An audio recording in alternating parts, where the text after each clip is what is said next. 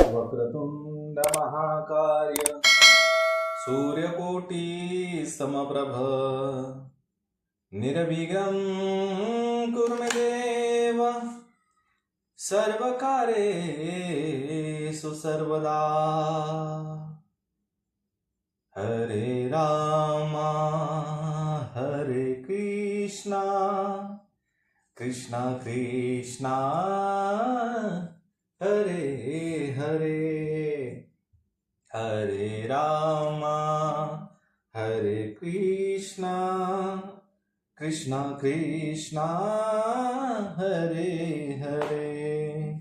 हरे राम हरे कृष्णा कृष्णा कृष्णा हरे हरे। हरे राम हरे कृष्णा कृष्णा कृष्णा हरे हरे।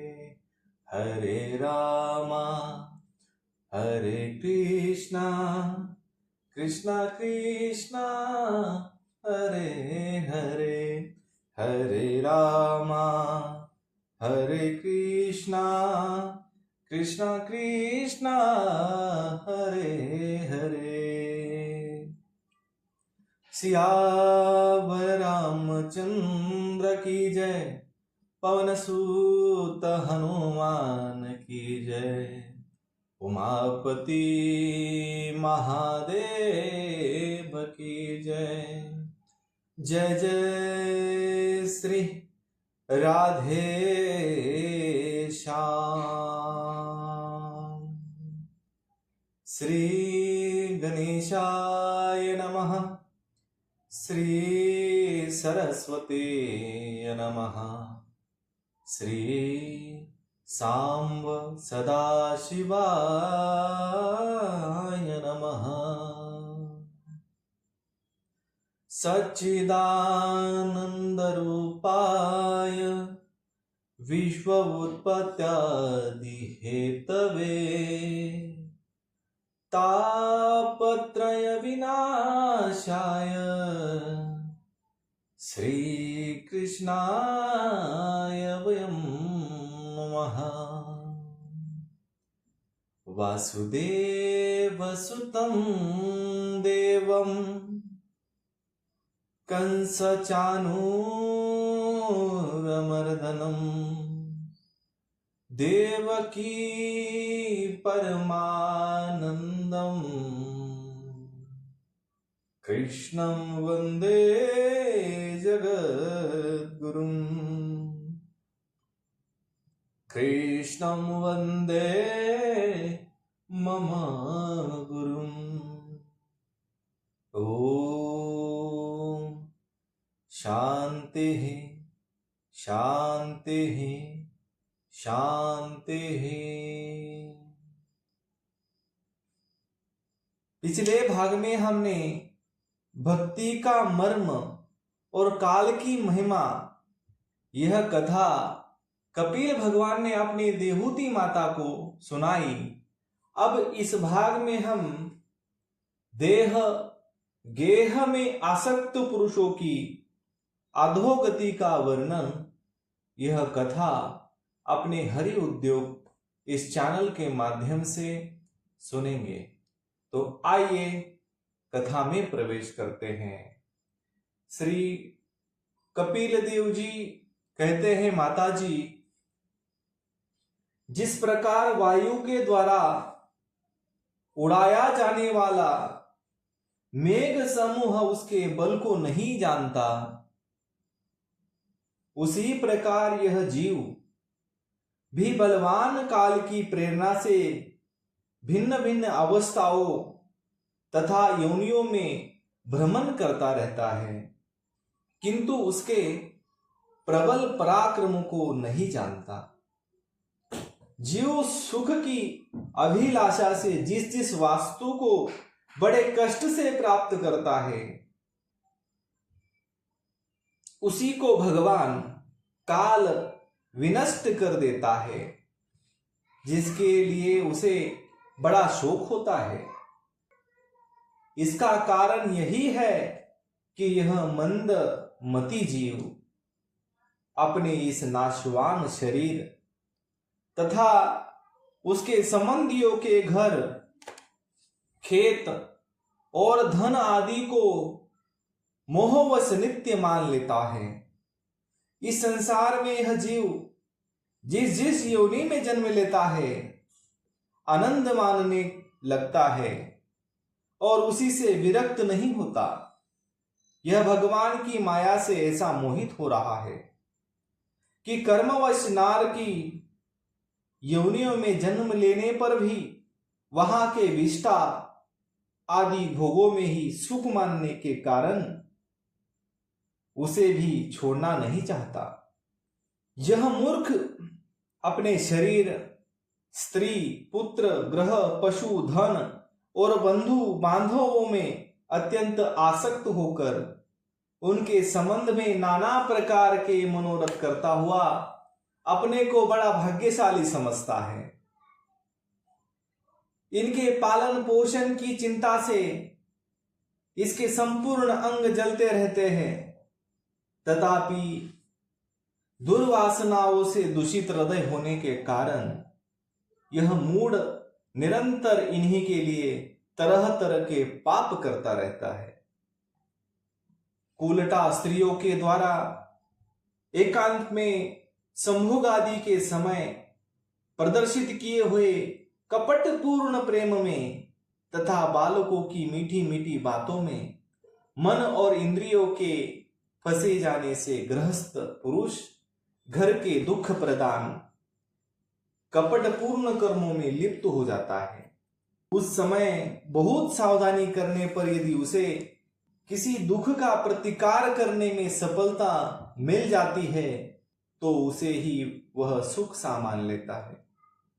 जहां तहां से भयंकर हिंसा वृत्ति के द्वारा धन संचय कर यह ऐसे लोगों का पोषण करता है जिनके पोषण से नरक में जाता है, स्वयं तो उनके खाने पीने से बचे हुए अन्न को ही खाकर रहता है। बार बार प्रयत्न करने पर भी जब इसकी कोई जीविका नहीं चलती तो यह लोभवश अधीर हो जाने से दूसरे के धन की इच्छा करने लगता है। जब मंद भाग्य के कारण इसका कोई प्रयत्न नहीं चलता और यह मंद बुद्धि धनहीन होकर कुटुंब में भरण पोषण में असमर्थ हो जाता है, तब अत्यंत दीन और चिंतातुर होकर लंबी लंबी सांसें छोड़ने लगता है। इसे अपने पालन पोषण में असमर्थ देखकर वे स्त्री पुत्रादि इसका पहले के समान आदर नहीं करते। जैसे कृपण किसान बूढ़े बैल की उपेक्षा कर देते हैं, फिर भी इसे वैराग्य नहीं होता। जिन्हें उसने स्वयं पाला था वे ही अब उसका पालन करते हैं।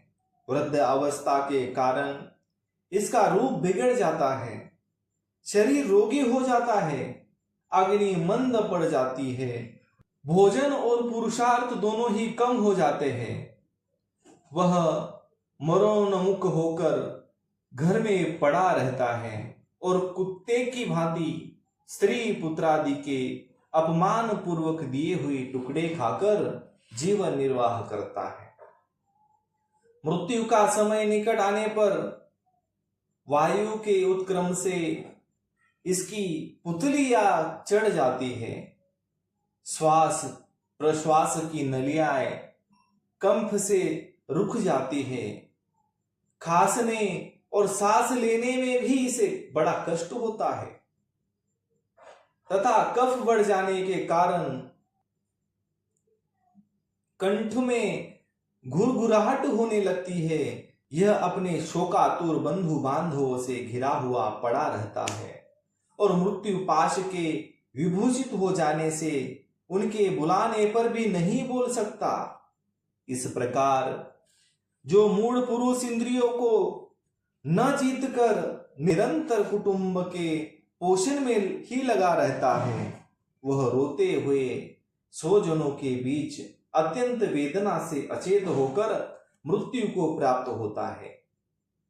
इस अवसर पर उसे लेने के लिए अत्यंत भयंकर और रोषयुक्त नेत्र वाले जो दो यमदूत आते हैं, उन्हें देखकर वह भय के कारण मलमूत्र कर देता है। वे यमदूत उसे यातना देह में डाल देते हैं और फिर जिस प्रकार सिपाही किसी अपराधी को ले जाते हैं, उसी प्रकार उसके गले में रस्सा बांधकर बलात् यमलोक की लंबी यात्रा में उसे ले जाते हैं। उसकी घुड़कियों से उसका हृदय फटने और शरीर कांपने लगता है। मार्ग में उसे कुत्ते नोचते हैं। उस समय अपने पापों को याद करके वह व्याकुल हो उठता है। भूख प्यास उसे बेचैन कर देती है तथा घाम, दावानल और लुओं से वह तप जाता है। ऐसी अवस्था में जल और विश्राम स्थान से रहित उस तप्त बालू का मय मार्ग में, जल और विश्राम स्थान से रहित उस तप्त बालुका में मार्ग में जब उसे एक पग आगे बढ़ने की भी शक्ति नहीं रहती, यमदूत उसकी पीठ पर कोड़े बरसाते हैं, तब बड़े कष्ट से उसे चलना ही पड़ता है। वह जहां तहां थक कर गिर जाता है, मूर्छा आ जाती है, चेतना आने पर फिर उठता है। इस प्रकार अति दुखमय अंधेरे मार्ग से अत्यंत क्रूर यमदूत उसे शीघ्रता से यमपुरी को ले जाते हैं। यमलोक का मार्ग 99,000 योजन है। 2 ही 3 मुहूर्त में तय करके वह नरक में तरह तरह की यातनाएं भोगता है। वहां उसके शरीर को धक धकती लकड़ियों के आदि में बीच में डालकर जलाया जाता है। कहीं स्वयं और दूसरों के द्वारा काट काट कर उसे अपना ही मांस खिलाया जाता है। यमपुरी के कुत्तों अथवा गीधों द्वारा जीते जी उसकी आंखें खींची जाती हैं। सांप, बिच्छू और डांस आदि डसने वाले तथा डंक मारने वाले जीवों से शरीर को पीड़ा पहुंचाई जाती है। शरीर को काटकर टुकड़े टुकड़े किए जाते हैं। उसे हाथियों से चिरवाया जाता है, पर्वत शिखरों से गिराया जाता है अथवा जल या गड्ढे में डालकर बंद कर दिया जाता है। ये सब यातनाएं तथा इस प्रकार तमिस्त्र, अंधतामिस्त्र एवं रौरव आदि नरकों की और भी अनेकों यात्राएं स्त्री हो या पुरुष उस जन को पारंपरिक संसर्ग से होने वाले पाप के कारण भोगनी ही पड़ती है। माता जी, कुछ लोगों का कहना है कि स्वर्ग और नरक तो इसी लोकों में है, क्योंकि जो नारकी यातनाएं हैं वे यहां भी देखी जाती है।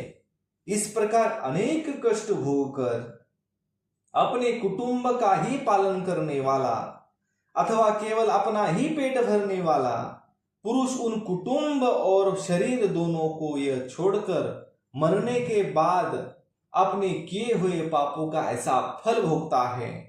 अपने इस शरीर को यहीं छोड़कर प्राणियों से द्रोह करके एकत्रित किए हुए पाप रूप पाथेयों को साथ लेकर वह अकेला नहीं नरक में जाता है। मनुष्य अपने कुटुंब का पेट पालने में जो अन्याय करता है उसका दैवहित कुपहल वह नरक में जाकर भोगता है। उस समय वह ऐसा व्याकुल होता है मानो उसका सर्वस्व लूट गया हो। जो पुरुष निरी पाप की कमाई से ही अपने परिवार का पालन करने में व्यस्त रहता है वह अंधतामिस्त्र नरक में जाता है, जो नरकों में चरम सीमा का कष्टप्रद स्थान है। मनुष्य जन्म मिलने के पूर्व जितनी भी यातनाएं हैं तथा सूकर, कुकर आदि योनियों के जितने कष्ट है उन सब को क्रम से भोगकर शुद्ध हो जाने पर वह फिर मनुष्य योनि में जन्म लेता है। तो आज के लिए इतना ही। कर्पूर गौरम करुणावतारम संसार सारम भुजगेन्द्रहारम सदा वसन्तं हृदयारविन्दे भवं भवानी सहितं नमामि। सियावर रामचंद्र की जय, पवन सुत हनुमान की जय, उमापति महादेव की जय। जय जय श्री राधे श्याम। शेष चर्चा अगले भाग में।